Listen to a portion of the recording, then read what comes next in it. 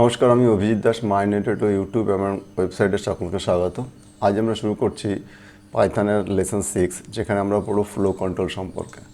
তো এখানে আমাদের যে ফ্লো কন্ট্রোল সিলেবাসে যেটা দেওয়া আছে, introduction, use of indentation, sequential flow, conditional flow and iterative flow, এই সম্পর্কে আমরা পড়ব।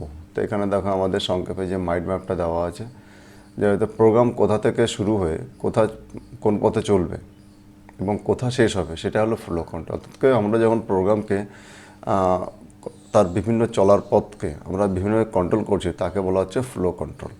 তো সেখানে এরপর আমাদের ইন্ডেন্টেশন মানে কি, অর্থাৎ যে প্রথম লাইনের পরে যা বিভিন্ন কোড ব্লক তৈরি করে, তো সেটাকে বলা হচ্ছে ইন্ডেন্টেশন। পাইথন ইন্ডেন্টেশনকে খুবই গুরুত্ব দিয়ে বিচার করে। ইন্ডেন্টেশন একটা সিনট্যাক্স এররের মধ্যে পড়েছে, অর্থাৎ গুরুত্বপূর্ণ এররের মধ্যে পড়ছে। তো সেটা সম্পর্কে একটু দেখবো এবং এরপরে দেখবো আমরা সিকোয়েন্সিয়াল ফ্লো মানে কি, পরপর কীভাবে আমাদের প্রোগ্রাম এক্সিকিউট হয় সেই সম্পর্কে আমরা পড়ব। এবং তারপরে পড়বো আমরা কি কন্ডিশনাল বা সিলেকশনাল ফ্লো কন্ট্রোল, অর্থাৎ কি এর মধ্যে থাকবে if else, nested if else, এগুলো কীভাবে ইউজ হয়, কীভাবে ব্যবহার করতে হয়, সেগুলো আমাদের উইথ প্র্যাকটিক্যালের সঙ্গে আমরা দেখব।